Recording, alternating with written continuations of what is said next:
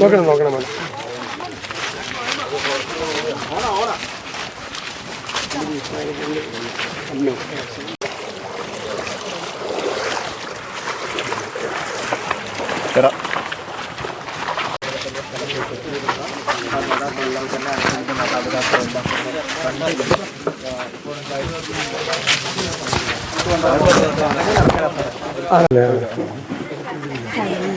അല്ല ചടങ്ങടക്കണം ഇവിടെ ഇരിക്കുക.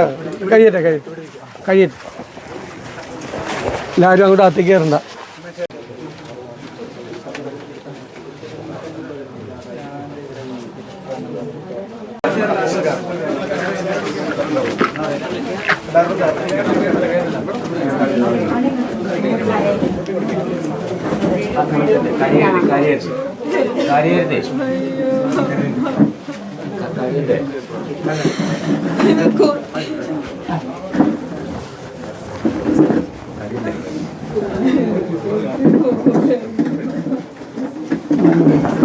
മൂന്ന് മക്കളല്ലേ, രണ്ട് പെൺകുട്ടികളല്ല. അവർ രണ്ട് ആളാണ് മൂത്തത്, എന്തുവാണ് മൂത്തത്, എന്ത് ചെറുതാണ്, മറ്റേ ചേച്ചിമാരാണ്.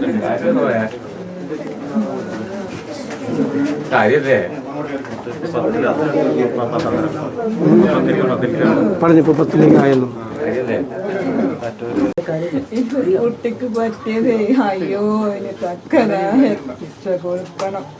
എന്റെ കുട്ടി പോയി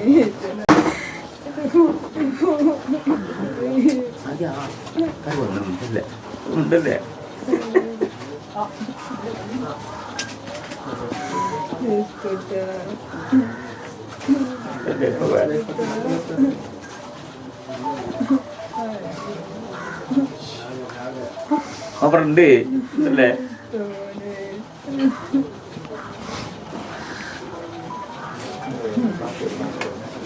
സാധാരണ പിള്ളേരിങ്ങനെ മീൻ പിടിക്കാൻ പോകുന്നതാണല്ലോ. പിന്നെ നമ്മളൊക്കെ ചെയ്യണല്ലേ നമ്മളെ ഈ പ്രായത്തിൽ. ഞാൻ പറയാം കുട്ടികളെ കുറ്റപ്പെടുത്തി നമ്മളൊക്കെ ഈ പ്രായത്തിൽ ചെയ്തിട്ടുള്ളതല്ലേ. തോട്ടിൽ മീൻ പിടിക്കാൻ പോകും പരിപാടിയൊക്കെ മഴ പെയ്യുമ്പോഴും ഒക്കെ. പിന്നെ നമ്മളൊക്കെ ചെയ്തേക്കണല്ലേ എല്ലാവരും അല്ലേ, നമ്മുടെ ചെറുപ്പത്തിൽ. ഇതൊന്നും പ്രതീക്ഷിച്ചിട്ടല്ലല്ലോ പേടി. ഏതായാലും പോയി ആർക്കും ഇങ്ങനത്തെ ഒരു ഉണ്ടാവരുത്. ചിലപ്പോൾ ഉണ്ടായത് നമ്മളതാണ്. കർശനമായിട്ട് നോക്കിക്കോളാം, ഞങ്ങൾ ശ്രദ്ധിച്ചോളാം കേട്ടോ. ഇനി എല്ലാ കാര്യങ്ങളും ശ്രദ്ധിച്ചോളാം. കുട്ടി അതിൽ പോയത് എനിക്കിട്ടുള്ളത് അത് ഇനി ഒരു കാരണവശാലും നല്ലൊരു ആക്ഷൻ കിട്ടും. അല്ലേ നടക്കൂല ഈ ഇതേ പരിക്കല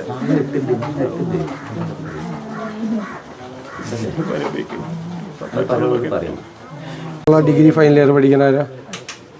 മോളാണ്. മോള് ഡിഗ്രി കഴിഞ്ഞു അല്ലേ? അവിടെ കോഴിക്കോട് ഇതിന് പോകണമെന്നോ? മോള് ഫൈനൽ ഇയർ അല്ലേ? ഏത് കോളേജാണ്? പറഞ്ഞു അച്ഛൻ പറഞ്ഞു. ശരി. ഇലക്ട്രിസിറ്റിയിൽ 4 മാസം മുമ്പ് ഇലക്ട്രിസിറ്റിയിൽ ഇവിടെ അടുത്തുള്ള ആൾ പരാതി പറഞ്ഞു. എലക്ട്രിസിറ്റി ബോർഡിൻ്റെ അവിടെ നമ്മളെ ഇവിടെ അടുത്തിരുന്നു.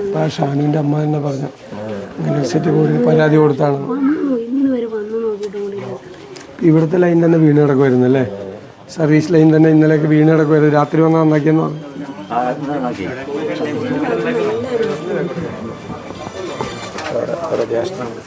ആ മനസ്സിലായി.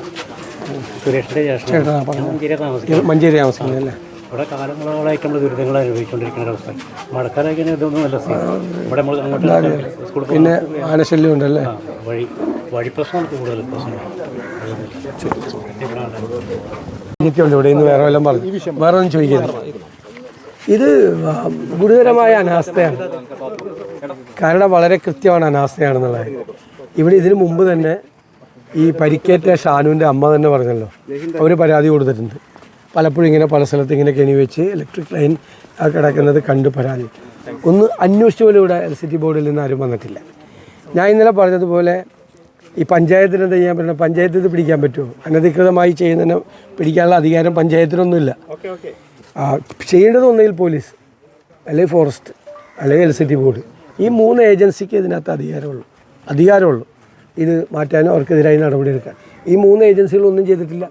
അപ്പോൾ അനാസ്ഥയാണ്. LCT ബോർഡിന് പരാതി കൂടി കൊടുത്താണ്. എന്നിട്ട് LCT ബോർഡിൽ നിന്ന് ഒരാൾ അന്വേഷിച്ചു പോലും വന്നിട്ടില്ല. ഒരു കുഞ്ഞിൻ്റെ ജീവനല്ലേ പോയത്. ശരിക്കും പറഞ്ഞു കഴിഞ്ഞാൽ എന്തോ മഹാഭാഗ്യം കൊണ്ടല്ലേ 5 പേര് പോയേനെന്നാണ് രക്ഷപ്പെടുത്തിയ ആൾ പറഞ്ഞത്. രക്ഷപ്പെടുത്തിയ ആൾ അതിൽ നിന്ന് 2 പേര് ഓടിച്ചെന്ന് പറഞ്ഞതുകൊണ്ടാണ് അദ്ദേഹം ചെന്ന് ഫ്യൂസ് ഊരി ചെന്നത്.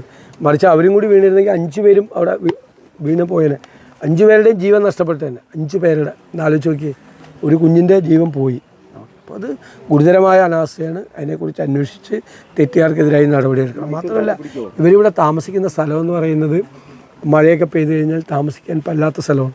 ഇവിടെ നിന്നുള്ള അല്ലാത്ത ആളുകളെല്ലാം പ്രളയത്തിനെ തുടർന്ന് മാറ്റി താമസിപ്പിച്ചാണ്. ഈ 5 കുടുംബത്തെ കൂടി മാറ്റി വേറെ എവിടെയെങ്കിലും പുനരധിവസിപ്പിക്കുന്ന കാര്യം കൂടി ഗൗരവമായി ആലോചിക്കണം.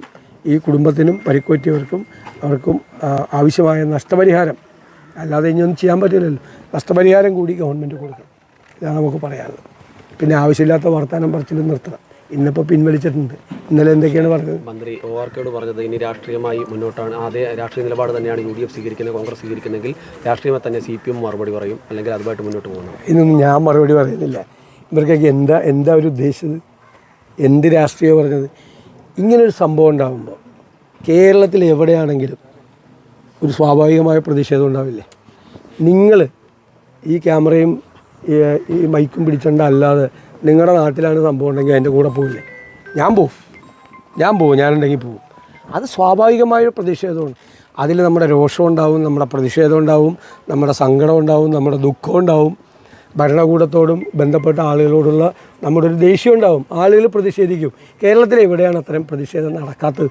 സ്വാഭാവികമായ പ്രതിഷേധം. അതിനാണ് ഗൂഢാലോചന നടത്തി, നേരത്തെ പ്ലാൻ ചെയ്തിരുന്നു. രാവിലെ ഫെൻസിങ് ഉണ്ടായില്ല, വൈകുന്നേരം ഫെൻസിങ് വന്നു എന്ന് പറഞ്ഞാൽ അതിൻ്റെ അർത്ഥം എന്താ? ഞങ്ങളെല്ലാം കൂടി ഗൂഢാലോചന നടത്തി കൊച്ചിനെ കൊല്ലാൻ വേണ്ടി പന്നിക്കിണി ഒരുക്കി വെച്ചെന്നാണ്. അതല്ലേ ഇന്നലെ മന്ത്രി പറഞ്ഞത്? അതല്ലേ പറഞ്ഞത്? എന്ത് വൃത്തികേടാണ് അദ്ദേഹത്തിൻ്റെ നാവിൽ നിന്ന് വന്നത്. ഇന്നിപ്പോൾ പിൻവലിച്ചു, ഇന്നലെ അങ്ങനെ പറഞ്ഞിട്ടില്ലെന്ന് പറയണം. അപ്പം നിങ്ങൾ തന്നെ പോയി നിങ്ങളുടെ ലൈബ്രറി നോക്കിക്കഴിഞ്ഞാൽ ഇന്നലെ പറഞ്ഞതും ഉണ്ടാവും, ഇന്ന് പറഞ്ഞതും ഉണ്ടാവും. മാറ്റി പറഞ്ഞാൽ നന്നായി, അത്രേ കൊള്ളാം.